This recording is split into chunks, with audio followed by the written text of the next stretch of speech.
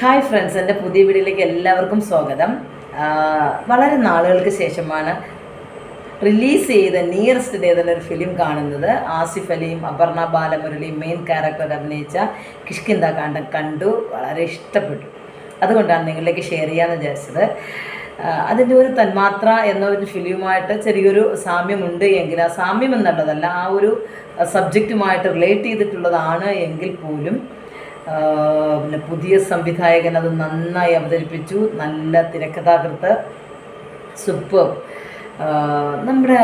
നമ്മൾ തിരിച്ചറിയേണ്ട ഒരു കാര്യം എന്ന് പറഞ്ഞാൽ, നമ്മുടെ ശരീരത്തിന് എന്തെങ്കിലും രോഗമോ എന്തെങ്കിലും ഉണ്ടായാൽ നമ്മൾ അതിന് അനുയോജ്യമായ ഡോക്ടറെ കാണിക്കും, നമ്മൾ മെഡിസിൻ കഴിക്കും, നമ്മൾ അതിന് ആവശ്യമായ ഭക്ഷണം കഴിക്കും. പക്ഷേ നമ്മുടെ മനസ്സിനുണ്ടാകുന്ന പ്രശ്നങ്ങൾ നമ്മളെപ്പോഴും പരിഹരിക്കാറുണ്ടോ? ഇല്ല. ഒന്നുകിൽ നമ്മൾ കരഞ്ഞു തീർക്കും, അല്ലെങ്കിൽ നമ്മൾ ആരോടെങ്കിലും പറഞ്ഞു തീർക്കും, അല്ലേ? പക്ഷേ അതിന് അതായത് നമ്മുടെ മനസ്സിൻ്റെ ആരോഗ്യത്തിന് വേണ്ടിയിട്ട് ഒരുപാട് ഡോക്ടേഴ്സൊക്കെ ഉണ്ട്. അപ്പോൾ നമ്മൾക്ക് ആ പ്രശ്നങ്ങൾ പരിഹരിക്കണം. കാരണം ആരോഗ്യമുള്ള മനസ്സ് ഉണ്ടെങ്കിൽ മാത്രമേ ശരീരവും ആരോഗ്യത്തോടെ ഇരിക്കുള്ളൂ. അപ്പം മനസ്സും ശരീരവും തമ്മിൽ വളരെയധികം റിലേറ്റഡ് ആയിരിക്കുന്നു, അല്ലേ? ശരിക്കും മൈൻഡ് എന്ന് പറയുന്ന ഒരു ഇമാജിനറി ഓർഗൻ ആണെങ്കിലും നമുക്കൊരു ബ്രെയിനുമായിട്ട് റിലേറ്റ് ചെയ്ത സാധനമാണല്ലോ.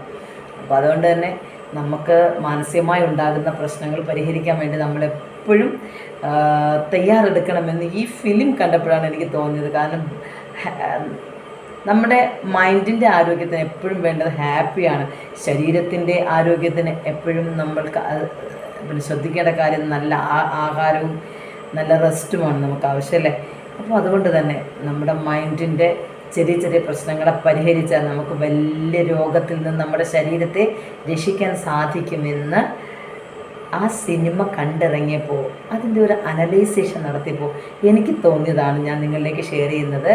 ഓക്കെ, കഴിയുമെങ്കിൽ സമയം കിട്ടിയാൽ നിങ്ങൾ ഈ ഫിലിം കാണണം. കമൻറ്റായി ഇടണം കേട്ടോ. Okay friends, by.